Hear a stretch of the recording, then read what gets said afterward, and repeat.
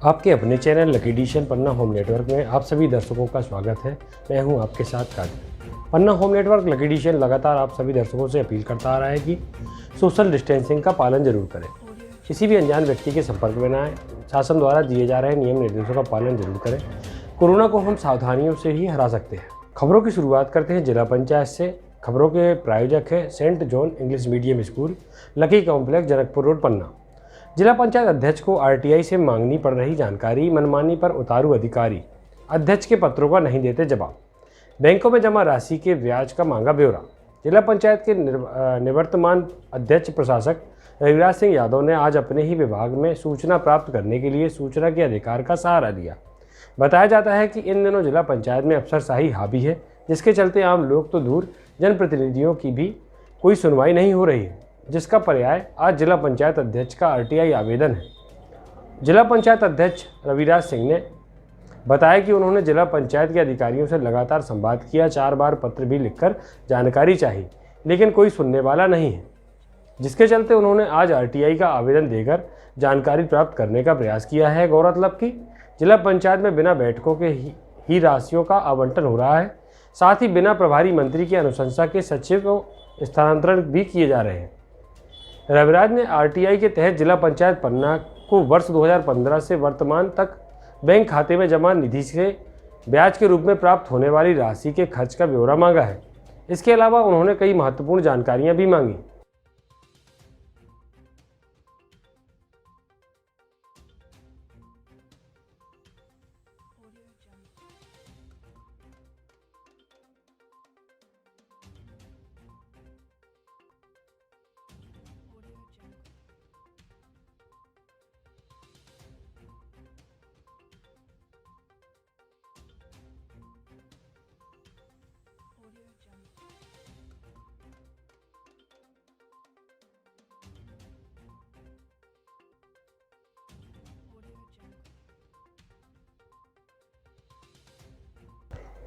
सरकारी आफसों के बाद अब न्यायालय पहुंचा कोरोना। 60 वर्षीय स्वास्थ्यकर्मी की रिपोर्ट आई कोरोना पॉजिटिव। जिले में 233 हुई कोरोना मरीजों की संख्या, 211 मरीज हो चुके डिस्चार्ज। जिले में कोरोना का संक्रमण लगातार बढ़ रहा है। शासकीय कार्यालयों के बाद अब कोरोना का संक्रमण जिला न्यायालय तक पहुंच गया है। लगातार आ रहे मामले जिले वासियों के लिए चिंता का विषय है। सार्वजनिक स्थानों पर संक्रमण होने से लोगों के लिए ज़्यादा खतरा बढ़ गया है। आज जारी हेल्थ बुलेटिन के मुताबिक जिले में आज 3 नए कोरोना मामले सामने आए। पन्ना शहर में न्यायालय में पुरुष व 1 डॉक्टर शामिल है। सागर लैब से आज 409 सैंपलों की रिपोर्ट प्राप्त हुई है, जिसमें से 404 सैंपल नेगेटिव पाए गए हैं व 3 सैंपल पॉजिटिव निकले, जिसमें पौई विकासखंड में 40 वर्षीय महिला, पन्ना जिला मुख्यालय में स्वास्थ्य विभाग के 60 वर्षीय स्वास्थ्यकर्मी एवं जिला न्यायालय के 52 वर्षीय व्यक्ति की रिपोर्ट कोरोना पॉजिटिव आई है। आज दिनांक को कोविड केयर सेंटर पन्ना में भर्ती 5 मरीजों के स्वस्थ हो जाने के उपरांत संस्था से डिस्चार्ज कर होम आइसोलेट कर दिया गया है।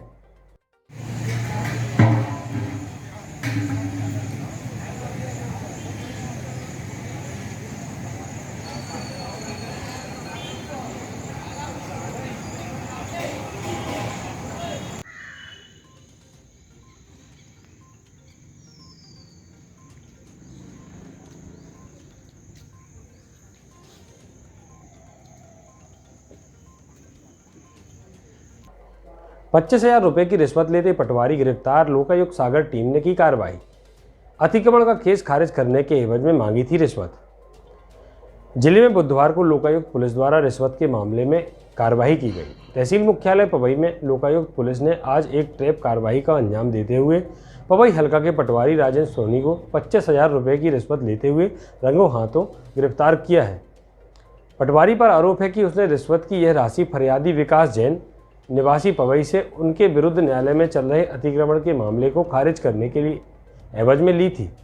पवई में लोकायुक्त पुलिस टीम सागर की कार्रवाई के बाद प्रशासनिक हल्के में हड़कंप मचा हुआ है। कार्रवाई की भनक लगते ही बड़ी संख्या में स्थानीय लोग पटवारी के शासकीय आवास के बाहर लोग जमा हो गए। ट्रैक कार्रवाई करने वाली टीम का नेतृत्व कर रहे लोकायुक्त पुलिस संगठन सागर के निरीक्षक अभिषेक वर्मा ने जानकारी देते हुए बताया कि स्थानीय बस स्टैंड के समीप स्थित भूमि पर विकास जैन के द्वारा बाउंड्री वाल का निर्माण कराने पर तहसीलदार और पटवारी ने कुछ समय पूर्व उनके विरुद्ध शासकीय भूमि में अतिक्रमण करने का केस बना दिया था। उक्त केस तहसीलदार के न्यायालय में विचाराधीन था। कथित तौर पर इस खारिज करने के एवज में 1 लाख रुपए की मांग विकास जैन से पटवारी राजन सोनी के द्वारा की गई थी। विकास जैन ने इसकी लिखित शिकायत लोकायुक्त पुलिस संगठन सागर से की थी। और क्या है कि इसका विकास जैन मेरे पास आया था कुछ दिन पहले। इसका मदन गोपाल का मंदिर का काम चला था, उसमें उसने बोला पटवाई चंदा मिलेगा। मैंने 5,000 रुपये में चंदा दिए और रसीद भी कटवाई। फिर विकास जैन का एक प्रकरण भी चल रहा है यहाँ बस स्टैंड के पास सरकारी जमीन में अतिक्रमण का। तो उसने मेरे से कहा कि पटवाई जी प्रकरण निपटा दूँ। मैंने नहीं निपटाऊँगा। फिर अपने आप पैसे की बात करता रहा, मैं आप इतने दूँगा मेरा काम करवा दिए। फिर इसके बाद आज सुबह आया और ज़बरदस्ती इसने कुछ पैसे मेरी जेब में डाले और फिर आके मुझे जेब में आई। उन्होंने कहा ये पैसे ले जाकर आप तहसीलदार साहब को भी देना है कुछ। मैं वहाँ पर गया, लेकिन वहाँ पर फिर जैसे मैं तहसीलदार साहब के पास गया तो मेरी इच्छा नहीं हुई ज़बरदस्ती मैंने फंसाने की। फिर मैं बाउंड्री कूद के भागा वहाँ से। फिर व्यक्ति में पुलिस ने मुझे पकड़ा और मतलब मेरा पैर ही मुड़ गया और उसको मारा भी। उस पर मेरे पैसे ऐसे विलेज के बाहर मुझे नहीं मालूम कहाँ से पैसे लेके आया था। और यहाँ पर उसके बाद की कार्रवाई तहसील हुई और रसीद मेरे पास रखी हुई मंदिर की चालान की। तो मंदिर की रसीद भी काटी और उसके बाद आज सुबह आया, बोले कुछ मंदिर की पैसे कलेक्शन चंदा का वो भी रखा। कितने की रसीद काटी थी आप? 5,000 की रसीद रखी हुई है मेरे पास। मेरा एक केस पेंडिंग है तहसील में, जिसमें मेरी पट्टी की जगह में मैंने बाउंड्री वाल बनाई थी। उसमें अतिक्रमण का केस इन्होंने लगा दिया। तो उसमें इन लोगों किसके द्वारा अतिक्रमण किया गया था? अतिक्रमण कुछ नहीं, मेरी पट्टी की जगह में मैंने बाउंड्री वाल अपना निर्माण किया था। उस पर मेरा केस यहाँ पे इन लोगों ने अतिक्रमण का कर दिया था। किसने किया? तहसीलदार और पटवारी ने। पटवारी ने किया और जिसमें उससे 1 लाख रुपए की मांग की गई है। तो मैंने कहा भाई 1 लाख नहीं 10-20 हज़ार ले लो, क्योंकि पट्टी की जगह है। ये लोग नहीं माने तो फिर मुझे ये कदम उठाना पड़ा और मैंने आज 25,000 रुपये ने बयानी के तौर पे पटवारी जी को दिया, जो कि लोकायुक्त ने पकड़ लिया। कहाँ से पकड़ा है? वो पटवारी ऑफिस। पवई निवासी जो है उनका अतिक्रमण का केस यहाँ तहसील कार्यालय में लंबित था। तो उस अतिक्रमण के केस को खारिज करने के एवज में पटवारी श्री राजन सोनी द्वारा 50,000 रुपये की मांग की गई थी, जिसमें 25,000 रुपये की पहली किस्त उसने आज मांगी थी। तो उसी दौरान उस कार्रवाई करके उसको ट्रैप करके पकड़ा है। कार्रवाई में क्या पाया गया? उसने रिश्वत लेते हुए पाया गया, रंगे हाथों पकड़ा गया। पटवारी 25,000 रुपये। क्या नाम है आपका, किस पद में है? मैं अभिषेक वर्मा, इंस्पेक्टर लोकायुक्त सागर। तहसीलदार साहब तो क्या बैठा है? नहीं, उसमें उनकी कोई भूमिका नहीं। वो जांच का विषय है, अब देखेंगे उसमें आगे क्या निकलता है। फिलहाल तो जो शिकायत थी सिर्फ पटवारी की थी, उसी के खिलाफ शिकायत भी हुई थी और उसी ने पैसे भी लिए। कहाँ से पकड़ा गया है? उसके शासकीय जो आवास है उसके पास में, शासकीय आवास जहाँ रहता है वहीं से पकड़ा गया। BHU कैंपस बनारस से गायब पन्ना का छात्र का फरवरी से कोई पता नहीं। पिता ने बनारस 6 माह से कर रहा अपने लापता बेटे की खोज। मध्य प्रदेश के पन्ना जिले के ग्राम बड़वानी खुर्द का निवासी छात्र Shiv Kumar Trivedi BHU campus Banaras UP में 6 माह से लापता है। जानकारी के अनुसार शिव कुमार BHU उत्तर प्रदेश में BSc की पढ़ाई कर रहा था, जो फरवरी 2020 से अचानक लापता हो गया। छात्र शिव कुमार की अपने परिवार वालों से आखिरी बार 13 फरवरी को बात हुई थी। उसके बाद परिजनों का छात्र शिव कुमार से कोई संपर्क नहीं हुआ। पिता को अपने बेटे की वास्तविक स्थिति पर संदेह होते ही वह उत्तर प्रदेश के वाराणसी पहुंच गए। काशी हिंदू विश्वविद्यालय में पता किया तो छात्र का कोई पता नहीं चला, जिससे उन्होंने 16 फरवरी को वाराणसी से लंका थाना में जाकर अपने बेटे की गुमशुदगी के विषय में आवेदन दिया, जिसके बाद से वह वाराणसी में ही मौजूद है और उत्तर प्रदेश की गलियों में अपने बेटे की तलाश कर रहे हैं। लेकिन 6 माह गुजर जाने के बाद भी वाराणसी पुलिस व BHU प्रबंधन लापता छात्र शिव कुमार का कोई पता नहीं लगा पाई है। मेरा नाम उमाशंकर त्रिवेदी है। मैंने दिल्ली यूनिवर्सिटी के शिवाजी कॉलेज से अपना ग्रेजुएशन ख़त्म किया और अभी कॉम्पिटिटिव एग्ज़ाम्स की तैयारी कर रहा हूँ। मेरे भैया बनारस हिंदू विश्वविद्यालय में BSc की पढ़ाई पढ़ रहे हैं, सेकेंड ईयर के स्टूडेंट हैं। गत 12 फरवरी के बाद से उनका कुछ पता नहीं चल रहा है। हमें जो जानकारी प्राप्त हुई है उससे पता चला है कि 13 फरवरी को लंका पुलिस थाने में डायल 112 नंबर की गाड़ी हमारे भैया को लेकर गई थी और उसके बाद वहाँ के थाना प्रभारी के अनुसार, भारत भूषण जी के अनुसार, उन्हें 14 फरवरी को छोड़ दिया गया। तब से लेकर के अभी तक उनका कोई पता नहीं है। वो कह रहे हैं कि 14 फरवरी को छोड़ दिया गया, लेकिन उसके बाद भी आसपास पूछताछ करने पर, बनारस में BHU के आसपास पूछताछ करने पर कहीं भी एक सुराग भी नहीं लगा कि थाने से छूटने के बाद वो आकर गए कहाँ। हमारे पिताजी 6 महीने से लेकर 6 महीने से ज़्यादा से समय हो गया है पंडित, ओझा, बनारस, जहाँ जहाँ हो सकता है एक आध भी आदमी का पता चलता है घूम रहे हैं, ढूंढ रहे हैं। हमारे पास कोई सोर्स ऑफ इनकम नहीं है और ये सब हो रहा है क्योंकि पुलिस प्रशासन ने नेग्लिजेंस दिखाया। बीएचयू के अंदर से स्टूडेंट लेकर आए, उनको इन्फॉर्म नहीं किया। अगर प्रॉक्टर प्रशासन को इन्फॉर्म किया और अगर कोई दिक्कत थी तो हमें बताया जा सकता था, छोड़ दिया गया। जब हमें पता चला कि पुलिस लेकर गई थी, उनसे पूछने पर उन लोगों ने उसको पहले फैक्ट को डिनाई किया, फिर उसके बाद बड़ी मुश्किल से जब उनके पास सबूत दिए गए तो उन्होंने स्वीकार किया और तब से लेकर के अभी तक भी हम अकेले ही ढूंढे जा रहे हैं। हमें निवेदन है जुडिशरी से और पुलिस प्रशासन से कि हमारी मदद करें और हमारी ढूंढने में मदद करें। मेरे पिताजी का और हमारा दुख बहुत बड़ा है। अभी हमारी दादी ही है, माँ हमारे हैं नहीं। अगर भाई मिल जाएंगे तो सब अच्छा ही होगा। जो लोग मदद कर रहे हैं उन सबको बहुत बहुत धन्यवाद।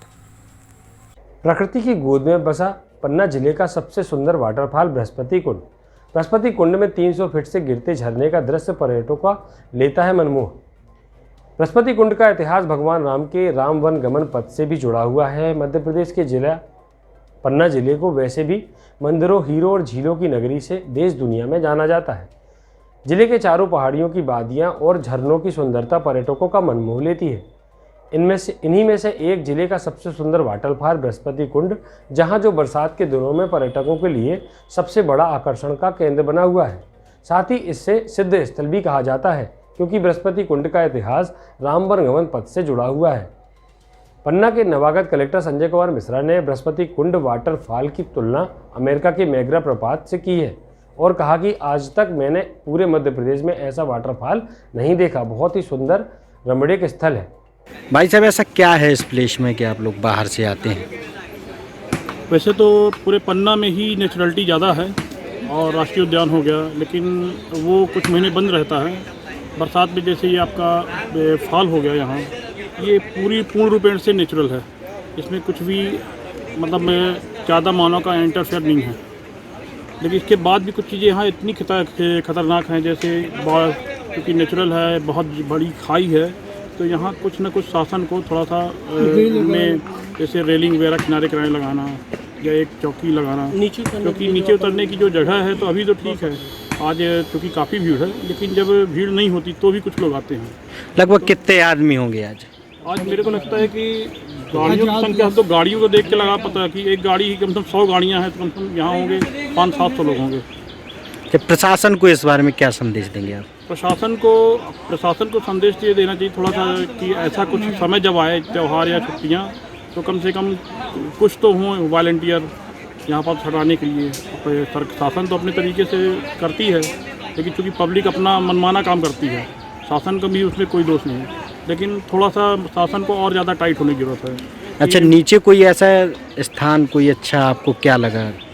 ये पूरा स्थान ही जैसे ही हम यहाँ से नीचे उतरते हैं और ये खड़ी पहाड़ में मतलब सट के जाना और जो फाल गिरता है, फाल के पीछे का स्थान हो गया, ये काफ़ी अद्भुत है। और क्या होना चाहिए आपकी दृष्टि से, क्या इसमें डेवलपमेंट तो यही है कि जहाँ ये जाने वाली रेलिंग जो है, मतलब सड़क पे खोद के पत्थर काट के बनाई गई है, उसमें कहीं ना कहीं रेलिंग की व्यवस्था सरकार कर देती है। या तो बंद कर दें या तो रेलिंग की व्यवस्था कर दें। क्या नाम है सर आपका? मेरा नाम है डॉक्टर सुरेश प्रसाद सोनी। कहाँ से आए हैं? मैं नागौर से आया हूँ। और वहाँ नहीं जाएगा आदमी तो यहाँ का ही कहाँ है भाई? ऐसी क्या विशेषता है यहाँ पे जो भारी संख्या में लोग आने लगे हैं? इसे विशेषता है कि यहाँ पे सरबत गुरु आए थे तपस्या करने। अच्छा। राम भगवान, सीता महारानी यहाँ सब आए हैं, जितने ऋषि मुनि हैं सब यहाँ तपस्या करने आए हैं। कितने कुंड है नीचे? यहाँ 5 कुंड हैं वैसे। पहले ये सरस्वती कुंड है, फिर नीचे जाके ये सूखा कुंड है, जो उनमें पानी 24 घंटे के बाद पानी झुरा जाते हैं, और जो बीच वाला है वो सिद्धि के बगल में वो विसर्पत कुंड है। अच्छा, रास्ता बड़ा कठिन है? रास्ता बहुत कठिन है, इसे के सकली रास्ता ही कि ये शासन प्रशासन को इसमें ध्यान देना चाहिए भाई। इतना आदमी उससे कोनो तरह की दुर्घटना ना हो। जैसे वो नदी में, उस नदी में भी आदमी जाके उतरा था, वो तो एक दिन बरक गए थे, जूता चप्पल बह गए लोगों के, तो 1-2-3 आदमी बह गए या मर गए यहाँ। सोचो पहले, बड़ा रिस्क भी है यहाँ पे? बड़ा भारी रिस्क है। जिला प्रशासन को क्या कदम उठाना चाहिए? अब जिला प्रशासन को देखना चाहिए खुद मौके में कि क्या चीज़ सच्चाई है। पुलिस की कोई व्यवस्था यहाँ पे? यहाँ पुलिस की और कोई व्यवस्था नहीं है। क्या नाम है आपका? किसका? आपका? मेरा तो रूपा दास। कैसा लगा आपको, क्या महसूस किया? ऐसा वाटरफॉल मैंने अभी मध्य प्रदेश के किसी ज़िले में जहाँ जहाँ मैंने काम किया वहाँ पर मैंने कहीं नहीं देखा। बहुत ही सुंदर, बहुत ही रमणीक वाटरफॉल है और इसकी मैं तुलना अमेरिका के नायग्रा जो प्रपात है उससे मैं करना चाहूँगा कि वहाँ पे फॉल के एक तरफ जो है कनाडा है, एक तरफ अमेरिका है। उसी तरीके से अगर आप बृहस्पति कुंड का जो फॉल है उसमें अगर आप ध्यान दें, एक तरफ सतना ज़िला है, एक तरफ हमारा पन्ना ज़िला है और वहाँ पे पर्यटकों की क्या व्यवस्थाएं हैं, क्या सुविधाएं हैं, उसके बारे में मैंने स्थानीय लोगों से वहाँ चर्चा की है। अभी पर्यटकों की सुरक्षा के लिए, उसको बनाए रखने के लिए वहाँ पे स्थानीय स्तर पे फेंसिंग की व्यवस्था की गई है ताकि लोग वहाँ नीचे तक जाए नहीं, सुरक्षित रहें। एक वहाँ पे स्थानीय पुलिस ने हमको कहा है कि सर शनिवार और इतवार को वहाँ पे 1000 से 1500 पर्यटक वहाँ आते हैं, तो उनके टाइम के लिए कोई होमगार्ड की या कोई गोताखोर की व्यवस्था हो ताकि कोई दुर्घटना अगर घटे तो वहाँ पे उसको जीवन की रक्षा की जा सके। उसके लिए मैं सतना ज़िले से अगर ज़रूरत होगी तो मैं वहाँ से बात करूँगा, नहीं तो पन्ना ज़िले से स्थानीय तौर पर व्यवस्था करूँगा। और उस उक्त पर्यटन स्थल पे चूँकि इतने लोग वहाँ आते हैं, वहाँ पे कोई शौचालय की वहाँ व्यवस्था नहीं है, तो एक शौचालय वहाँ स्थानीय स्तर पे, पंचायत के स्तर पे आवश्यक होगी तो बनाएंगे। हमारा एक वहाँ पे शासकीय मंदिर है और मंदिर की भी व्यवस्था वहाँ हमने वहाँ पे देखी है, तो मंदिर के स्तर पे या पंचायत के स्तर पे वहाँ पे जो व्यवस्था हो सकती है वो मैं देखूँगा। एक जो और थोड़ा सा हमको वहाँ पे लगा कि जो पर्यटक वहाँ आते हैं तो अपना खाने पीने का सामान, पानी की बोतलें वो लोग वहीं फेंक जाते हैं, तो चूँकि वहाँ पे कोई प्रॉपर कोई डस्टबिन नहीं है, डस्टबिन रखने के लिए उनको हमने निर्देश दिए हैं और स्थानीय लोगों से हमने अनुरोध किया है कि चूँकि पर्यटक यहाँ आएंगे, यहाँ के स्थानीय आमदनी का जरिया यहाँ बढ़ेगा, तो इस जगह को साफ़ सुथरा रखना स्थानीय लोगों की जिम्मेदारी है। और जो सबसे महत्वपूर्ण चीज़ है कि चूँकि बाहर के पर्यटक वहाँ आएंगे, महिलाएं आएंगे, बच्चे आएंगे और लोग आएंगे, उनके साथ स्थानीय लोगों का व्यवहार अच्छा हो ताकि जो लोग वहाँ से लौट के जाएं, अच्छी यादें लेके जाएं, बार बार वहाँ पे आएं। और निश्चित ही बृहस्पति कुंड पन्ना ज़िले के लिए एक बहुत ही महत्वपूर्ण पर्यटन का स्थान है। जैसा स्थानीय लोगों ने बताया है कि ये राम वनगमन पथ में भी ये शामिल है और इस पर्यटन स्थान के लिए स्थानीय माननीय जनप्रतिनिधि लोगों से भी चर्चा की जाएगी और इसके लिए जो तकनीकी एजेंसी हैं उन लोगों से सलाह लेके इसका एक कॉन्सेप्ट प्लान तैयार किया जाए और उसके आधार पे पूरा एक कंप्लीट विकास की हम लोग बात करेंगे, जिसके लिए पन्ना वासियों का सहयोग इसमें बहुत ज़रूरी है, माननीय जनप्रतिनिधियों का यहाँ सहयोग बहुत ज़रूरी है और जल्दी ही हम लोग इस पर कोई आगे विचार करेंगे। आप लोगों को बहुत बहुत धन्यवाद। Thank you. पन्ना में बड़ी धूमधाम व हर्षोल्लास के साथ मनाई गई राधा जन्माष्टमी। जैसे भगवान श्री कृष्ण की मनाई जाती जन्माष्टमी, ठीक उसी प्रकार मनाई जाती है राधा जी की जन्माष्टमी। कोरोना संक्रमण के चलते सोशल डिस्टेंसिंग का रखा गया विशेष ध्यान। पन्ना के जुगल किशोर मंदिर, बाईजू मंदिर व गोविंद जी मंदिर में मनाई गई राधा जन्माष्टमी। मध्य प्रदेश के पन्ना जिले को मंदिरों की नगरी से जाना जाता है। यहाँ धार्मिक त्योहारों की धूम पूरी साल रहती है। हर त्योहारों को बड़े हर्षोल्लास के साथ मनाने की सदियों पुरानी परंपरा है। इसी प्रकार आज पन्ना नगर में राधा जन्माष्टमी की धूम रही। पन्ना के जुगल किशोर जी मंदिर, बाईजू मंदिर व गोविंद जी के मंदिर में मनाई गई राधा जन्माष्टमी, लेकिन कोरोना संक्रमण का विशेष ध्यान रखते हुए सीमित संख्या में श्रद्धालु मौजूद रहे। देखिए इस हमारी खास रिपोर्ट में।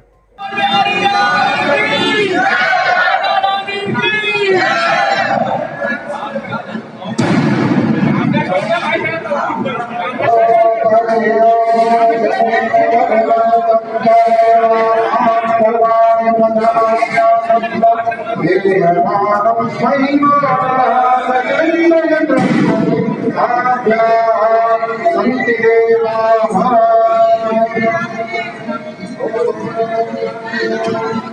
you.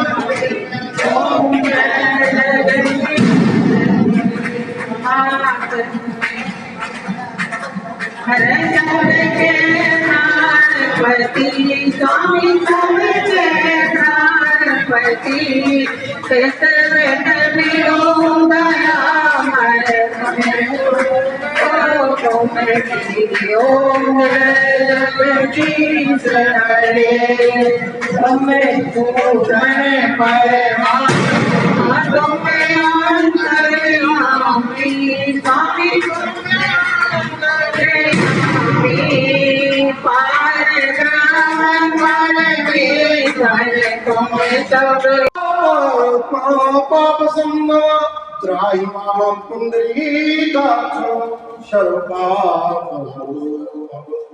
कृष्णाय वासुदेवाय हरे परमात्मने प्रणत क्लेश नाशाय गोविंदाय नमो नमः वासुदेव सुतं देवं कंस चारूढमर्दनम् देवकी परमानंदम कृष्णं वन्दे जगत्। त्वमेव माता च पिता त्वमेव बन्धु च सखा त्वमेव विद्या द्रविणं त्वमेव सर्वं मम देव त्वमेव सर्वं मम देव। मूकं करोति वाचालं पंगुं लंघते गिरिं यत्कृपातमहं वन्दे परमानन्दं। सच्चिदानंद रूपाय विश्वपत्यादि हेतवे तापत्रय विनाशाय श्री कृष्णाय वयं नमः। श्री कृष्णाय वयं बाहुं बाहुधर्मं बाहुमा बाहुसंभवा त्रायमां पुंडरीकाक्षो सर्वपापहरो। कृष्णाय वासुदेवाय हरे परमात्मने प्रणतक्लेशनाशाय गोविन्दाय नमो नमः।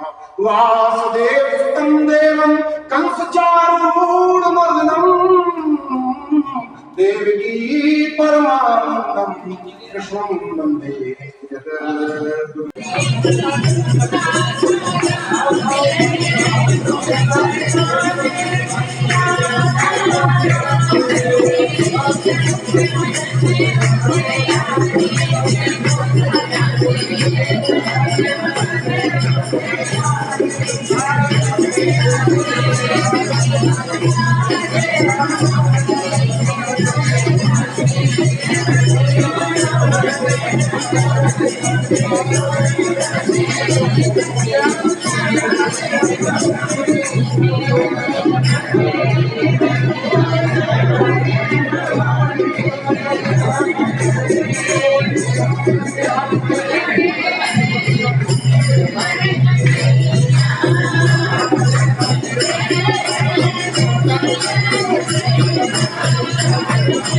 आज राधा अष्टमी मनाई गई है, किस प्रकार से मनाई गई है, क्या परंपरा है? राधा अष्टमी का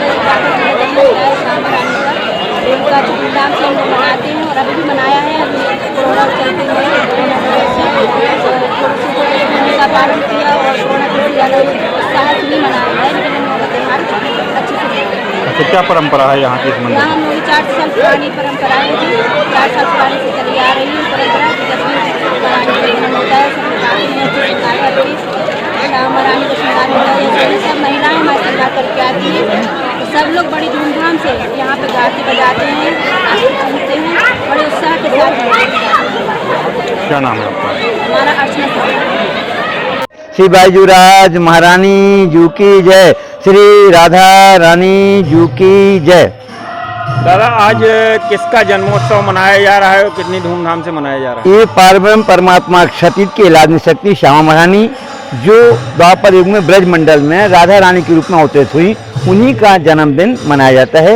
ये परंपरा इस प्रणामी धर्म में लगभग आज से 400 वर्ष पूर्व से चली है, तब से चली आ रही है। और इस कार्यक्रम को बहुत व्यस्त रूप में मनाया जाता है। हजारों सुंदर साथ बाहर से आते हैं, परंतु इस समय कोरोना काल चलने की वजह से शासन के नियमों को ध्यान में रखते हुए, सोशल डिस्टेंसिंग का ध्यान में रखते हुए कम मात्रा में परंपरा न टूटे उस रूप में इसको मनाने का प्रयास किया जा रहा है। पहले किस तरीके से महाराज जी मनाई जाती थी? इसमें सब लोग आते हैं, 9 बजे करीब मंदिर में झीलना वगैरह होता है। झीलना के बाद 10:30 बजे करीब वो सब लोग उनका श्रृंगार वगैरह होता है महारानी जी का। श्रृंगार के बाद पर्दा खुलती, फिर आरती होती है। आरती के बाद योग माया का एक प्रकरण है, योग माया धीरे से राज श्यामा जी है तैयार, उस प्रकरण को भी गाया जाएगा, करीब 12:30 बजे तक चलेगा। इसके बाद में नरियल फोड़ करके पर्दा खुलेगी जन्म सब लोग दर्शन करेंगे और दर्शन करने के बाद आरती उतारी जाएगी और भोग लगेगा और प्रसाद लेकर लोग अपने अपने घर चले जाएंगे। जन्म का समय क्या है? जन्म 12:30 बजे। 12:30 बजे जन्म होता है। क्या नाम है आपका? हमारा नाम दिलीप महाराज पन्ना। बिजली कटौती को लेकर प्रदर्शन किया चक्का जाम। 26 अगस्त को सिमरिया तहसील जिला पन्ना के अंतर्गत महोड़ ग्राम से बहुत ही संख्या में विद्युत को लेकर चक्का जाम किया स्थिति उत्पन्न हो गई, जिसको देखते हुए उग्र भीड़ को देखते हुए एसआई सुरेंद्र दुबे पुलिस बल के साथ मौके पर पहुंचे और उन्होंने लोगों से बातचीत की शांति का परिचय दें। उसी बीच तहसीलदार रविशंकर शुक्ला भी विद्युत मंडल परिसर में पहुंचे और उग्र भीड़ को समझाइश देते हुए विद्युत ठीक करने की बात कही। वहीं डीके अग्रवाल द्वारा ग्रामवासियों से बताया गया कि विद्युत बिल जमा नहीं किया गया है, ग्रामवासियों द्वारा और ट्रांसफार्मर बदलने के लिए कम से कम 10% की राशि जमा होनी चाहिए, जो नहीं की गई है। फिर भी हम 2 से 3 दिनों में विद्युत ठीक करने की कार्रवाई करेंगे। यह है सिमरिया विद्युत मंडल के सामने, सब स्टेशन के सामने। क्या समस्या आ रही है? किस गांव से आप लोग? ये छोटी महोड़ खुर्द से हैं। ये 1 महीने से बिल्कुल भी लाइट नहीं है, नाला अलग परेशान है, पूरा रोड खुदा हुआ है, आना जाना पूरी तरह से महोड़ का चौक है। और 1 महीने से वाईसी लोग हैं, पैसा बिल के लिए केवल प्रेशर बनाए हुए हैं और पूरी जनता और बच्चे इतना दुखी हैं, परेशान है कि जिसका कोई हिसाब नहीं। कोई भी हादसा हो जाएगा तो ये कौन विभाग इसकी भरपाई करेगा? अच्छा, लाइट किस कारण नहीं है? क्या समस्या? लाइट डीपी जली हुई है, जो कि गांव में 6-7 मोहल्ले हैं और 6-7 मोहल्ले मात्र एक डीपी छोटी सी रखी हुई है। आए दिन वो 4-6 दिन में वो जलती रहती है। और विद्युत विभाग की ये जानबूझ करके ये लोग धांधली करते हैं कि जिससे कि ये बरहमे समस्या बनी रहे। आपका क्या नाम है? मेरा नाम सुखदेव पांडे है। तो बेटा सिमरिया सब स्टेशन के सामने चक्का जाम कर रहे हैं, क्या समस्या है? क्या समस्या है भैया? हमें परेशानी है, मच्छर काट रहे हैं, बच्चे भी हमारे परेशान हैं, हम भी परेशान हैं। कोई हमारी सुनाई नहीं है। बस्ती में कैसे रह सकते हैं? सारे गांव में बस्ती में लाइट है, हर गांव में लाइट है, हमारे गांव में क्यों लाइट नहीं देते हैं जी? अच्छा, हम बिल भी देते हैं, सब कुछ देते हैं, गरीब आदमी है। आपके यहाँ लाइट नहीं है? नहीं सर। कौन से गाँव में? हल्की महोड़ में 2 महीने होन चलते हैं, लाइट को कोई समस्या नहीं है। आपका नाम क्या है? हमारा फूलबाई। कितने दिनों से लाइट नहीं है आपके गांव में? ये 2 महीने से लाइट नहीं है हमारे गांव में। ये आज सिमरिया परिक्षेत्र में 2 से 2.5 घंटे तक चक्का जाम की स्थिति थी। तो ये क्या मुद्दे हैं इन ग्रामवासियों के? महोड़ से आए हुए हैं ये लोग, तो इनकी क्या विचारधारा है? किस चीज से पीड़ित है ये लोग? तो बता दीजिए श्रीमान जी, क्या मुद्दा क्या है? अभी महोड़ ग्रामवासियों ने मुझे अपना ये ज्ञापन दिया है और इन्होंने बताया कि इनके यहाँ बिजली कटौती हो रही है और लंबे समय से इस समस्या से परेशान थे। इसी विरोध में ग्रामवासी इकट्ठे होकर आए थे और मैंने इसमें आपके जेई साहब से बात की और ई साहब से भी बात की। उन्होंने ये बताया है कि हम कल से ही वहाँ पर काम स्टार्ट कर रहे हैं और कुछ जो डीपी हम पे ज़्यादा लोड था उसके कारण वो ओवरलोड हो रहे थे। तो कल उस पर शिफ्टिंग करके जहाँ पे लोड कम है वहाँ कम लोड की डीपी और जहाँ पर अधिक लोड है और वहाँ पे अधिक लोड की डीपी की व्यवस्था करके कल से स्थिति को सामान्य करने की स्थिति को सामान्य करने के लिए काम स्टार्ट कर दिया जाएगा। और यही ग्रामवासी इससे खुश भी हैं और वो दोनों बिजली विभाग और ग्रामवासी दोनों आमने सामने बैठ के इसी बात पर चर्चा कर ली है और स्थिति सामान्य है। थोड़ा ये है कि इसमें गति से काम करने की आवश्यकता है। इसके लिए मैंने ऊपर अधिकारियों से भी बात की है, बिजली विभाग में भी उन्होंने कहा है कि हम पूरा सहयोग करें और अतिशीघ्र स्थिति सामान्य कर दी जाएगी। सर, ये महोड़ ग्राम से ये लोग काफी संख्या में आए हुए थे और ये 2 से ढाई घंटे तक इन्होंने यहाँ पर चक्का जाम की स्थिति तैयार की थी और विद्युत को लेकर ये परेशान है। ऐसी कौन सी समस्याएं हैं, कौन सी इनकी मांग है जिसके चलते इतने लोग यहाँ लामबंद हुए, बताएं श्रीमान जी। क्या साहब, ग्राम महोड़ में बिजली की समस्या है, ये 100% सही है और मैं भी जानता हूँ और मैंने उसको देखा भी है। महोड़ में अभी तक 196 उपभोक्ताओं में 9.5 लाख रुपए हमारा बकाया है बिजली बिल का, जो लोगों को बहुत बार कहा गया कि जमा करिए, बहुत छोटा हिस्सा उसका जमा हुआ है।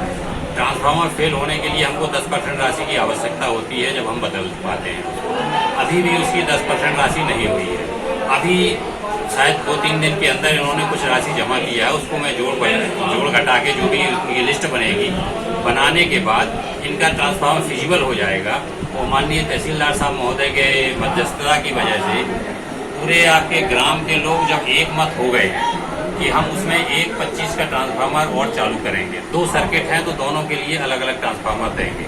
अगर इस पे सभी लोग सहमत हैं तो 2-3 दिन में हम इसको काम पूरा कर लेंगे और निश्चित मान लीजिए आप रविवार के पहले हम आप लोगों को बिजली मुहैया। सर, ये स्थिति क्यों ऐसे उत्पन्न हो गई, ये बताएंगे आप? स्थिति है सर, ग्राम की आपस की कुछ ऐसी समस्याएं हैं जो आप जानते हैं, मैं भी जानता हूं, लेकिन उन चीजों को सार्वजनिक रूप से नहीं बताया जा सकता है। सहमत है ग्रामवासी? सर, ग्रामवासियों ने अभी सहमति दी है, सभी के सामने, माननीय तहसीलदार साहब महोदय के सामने सहमति दी है, उस तरह से हम काम कर देगा कार्रवाई जो हो रही है। और एक बात जरूर सही है कि वो ट्रांसफार्मर डीपी जो रखी हुई है वो 1 साइडेड है। 1 साइडेड मीन्स गांव के एक छोर में है, तो दूसरे छोर में हमारी बिजली पहुंचते तक वोल्टेज की भारी समस्या हो जाती है। तो श्रीमान जी, प्रयास किया जाएगा कि वो उनकी समस्याएं का निदान हो जाएगा। उस दूसरे छोर में भी हम एक ट्रांसफार्मर लगाए जाने के लिए कार्रवाई कर रहे हैं, जैसे ही स्वीकृति आ जाएगी तो हम उसको इम्प्लीमेंट कर देंगे। तो कुल मिला के श्रीमान जी, जिस उपभोक्ताओं के बिल जमा हैं उनके लिए वो भी परेशानी उठा रहे बिजली के कारण? जी सर, वो तो गांव के ऊपर कोई कार्रवाई होती है, किसी ट्रांसफार्मर के ऊपर कार्रवाई होती है तो स्वाभाविक रूप से उससे जुड़े हुए कुछ जमा करने वाले उपभोक्ता भी परेशान होते हैं, ना जमा करने वाले तो होते ही हैं। सर, शुभ नाम हर महीने आ रहा है। सर, शुभ नाम बता दीजिए। मैं DK अग्रवाल, जूनियर इंजीनियर।